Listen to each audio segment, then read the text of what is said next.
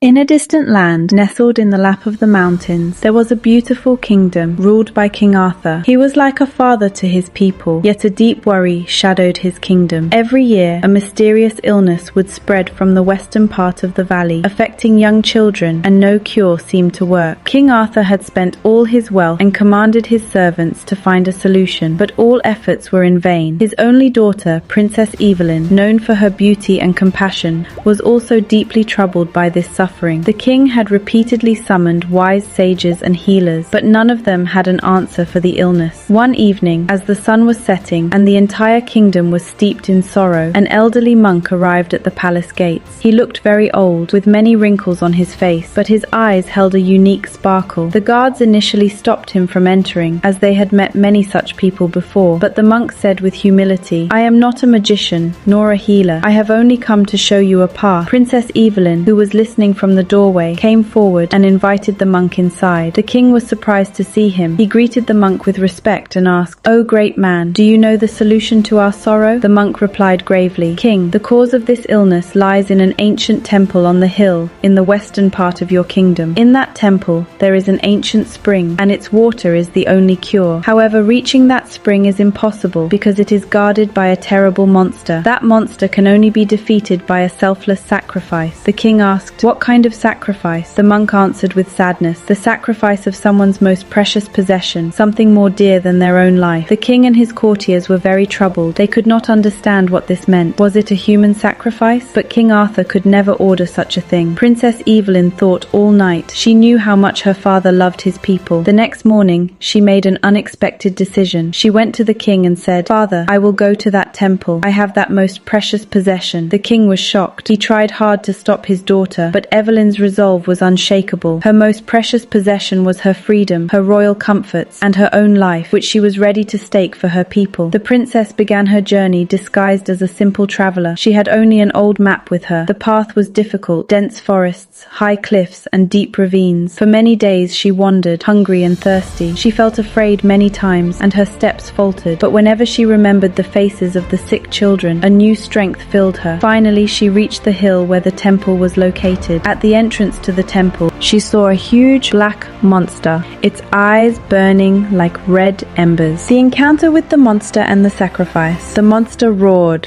"Have you come to lose your life, human?" The princess was not afraid. She said with determination, "I have come to give my life, but not for a useless cause. I have come for the innocent children who are suffering because of you." The monster laughed. "Do you think your tiny life will defeat me? I have ruled here for hundreds of years." The princess took a deep breath. She drew the sword her father had given her for self-defense. She advanced toward the monster without fear. As she got close to the monster, she closed her eyes and prayed in her heart for the happiness of her people. Then she suddenly plunged her sword directly into the ground and, without a moment's hesitation, moved her body, piercing her own heart. It was a suicidal act, but it was a selfless sacrifice.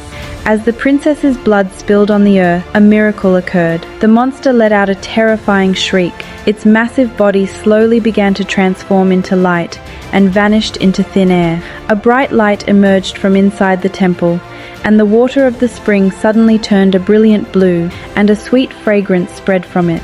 The monster was, in fact, a symbol of ego, greed, and selfishness, which could only be broken by the sacrifice of one's most precious possession, one's own life, when that sacrifice was made with a completely selfless intention. When the people heard the story of the princess's bravery and sacrifice, every eye was filled with tears. King Arthur built a grand monument in his daughter's memory. The temple's spring was now completely pure, and its water began to heal every sick child. Slowly, prosperity returned to the kingdom.